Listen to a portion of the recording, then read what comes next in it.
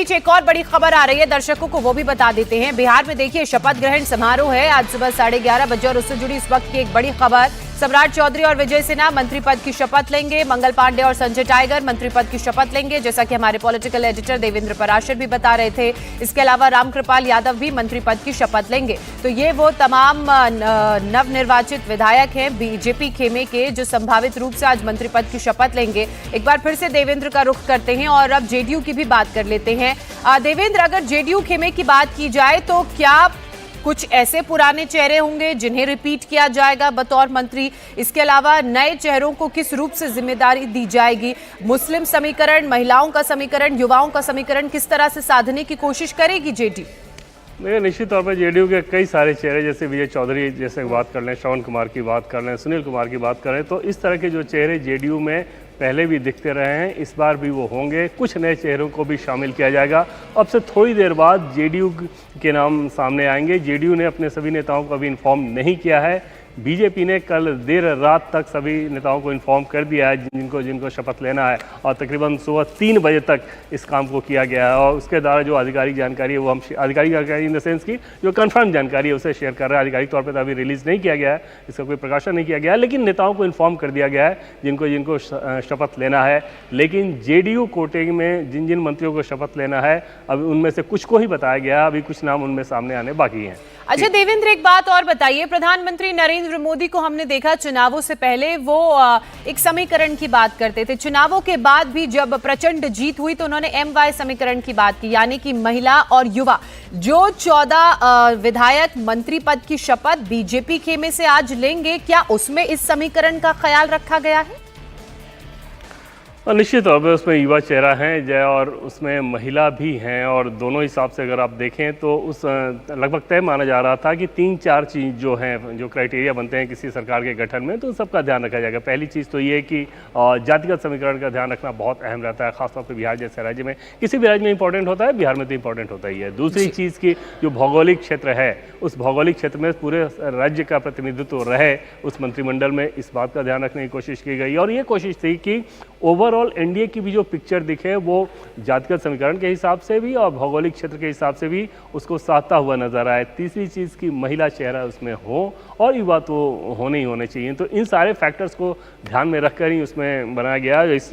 BJP की तरफ से बात करें तो रमा निषाद जो कि औराई की विधायक हैं, पूर्व विधायक अजय निषाद की पत्नी हैं, और कैप्टन जय नारायण निषाद पहले जेडीयू के सांसद हुआ करते थे मुजफ्फरपुर के, उनकी पुत्रवधू हैं। हालांकि पिछले लोकसभा चुनाव में अजय निषाद को जब लोकसभा का टिकट नहीं मिला बीजेपी की तरफ से तो वो कांग्रेस पार्टी में चले गए थे, लेकिन विधानसभा चुनाव से कुछ पहले उन्होंने वापस बीजेपी ज्वाइन किया। उनकी पत्नी को औराई से टिकट दिया गया, वो चुनाव जीती हैं, सहनी कम्युनिटी यानी कि निषाद कम्युनिटी से आती हैं, और उनको मंत्री भी बनाया जा रहा है। तो एक तरफ तो वो निषाद कम्युनिटी को के लिए उसमें मैसेजिंग है, और दूसरी चीज़ ये कि महिला कोटे से वो चेहरा होंगी। पिछली बार बेतिया से रेणु देवी जो कि हाई प्रोफाइल नाम था, डिप्टी सीएम भी रही हुई है पहले वो, तो उनको इस बार जगह नहीं मिल रही है। पिछली बार वो मंत्री थी, लेकिन उनको इस सीट में, इस लिस्ट में, कम से कम आज की लिस्ट में उनको जगह नहीं मिल रही है।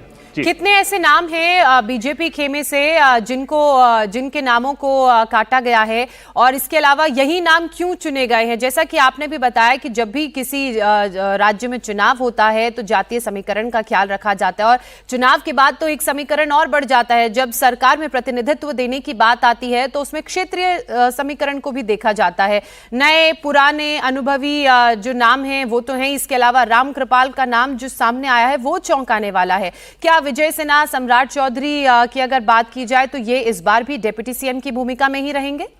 जी हाँ, बिल्कुल, वो दोनों डिप्टी सीएम की भूमिका में ही रहेंगे। और रामकृपाल यादव की अगर बात करें तो क्योंकि एक बड़ा नाम है, हम सभी जानते हैं कि वो पूर्व केंद्रीय मंत्री भी रहे हैं, नरेंद्र मोदी सरकार में वो पहले मंत्री रहे हैं, और उस लिहाज से पिछली बार लोकसभा चुनाव नहीं जीते, फिर उनको विधानसभा का चुनाव लड़ाया गया, और जैसे पाटलिपुत्र ग्रामीण की सीट पे विधानसभा चुनाव वो जीते, ये लगभग तय माना जा रहा था कि यादव कम्युनिटी से अगर बीजेपी प्रतिनिधित्व देगी, जो कि पहले भी हमेशा से देते रही है। जब नंदकिशोर यादव तो पिछली बार स्पीकर थे, लेकिन उसके पहले मंत्री हुआ करते थे, तो एक चेहरा रखा जाता है, और उस लिहाज से इस बार सबसे बड़ा चेहरा रामकृपाल यादव के तौर पर था। कार्यकर्ताओं के साथ उनका कनेक्ट बहुत अच्छा रहता है, बहुत सहज और मिलनसार नेता के तौर पर जो उनकी छवि रहती है वो बहुत सूट करता है। और पाटलिपुत्र ग्रामीण की सीट आसान सीट नहीं थी, वहाँ पर अगर आरजेडी कैंडिडेट को उन्होंने हराया, और आप ध्यान दें कि लालू प्रसाद यादव ने सिर्फ एक राजनीतिक कार्यक्रम, आउटडोर कार्यक्रम किया, और वो गए थे पाटलिपुत्र ग्रामीण में रामकृपाल यादव को हराने के लिए और रीतलाल यादव को जिताने के लिए। बावजूद इसके रामकृपाल यादव ने अगर वहाँ जीत हासिल की, और पहले भी वो लालू प्रसाद यादव की बेटी को हरा चुके हैं, तो उससे आप समझ सकती हैं कि यादव कम्युनिटी में भी उनका किस प्रकार से उस क्षेत्र में जनाधार है, जो कि लालू प्रसाद यादव जैसे यादव कम्युनिटी के मैग्निफिसेंट चेहरे को भी काउंटर कर देता है, और तब ये तय माना जा रहा था कि उनको मंत्री बनाया जाएगा।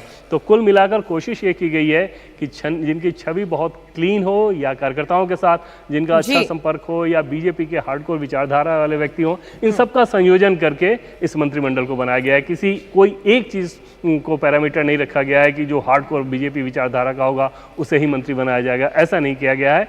वो ओवरऑल जो एक बैलेंसिंग पिक्चर नजर आ सकती है, उस पिक्चर को इस मंत्रिमंडल के शपथ ग्रहण समारोह के लिए नामों की सूची फाइनल करते समय उसका ध्यान रखा गया है।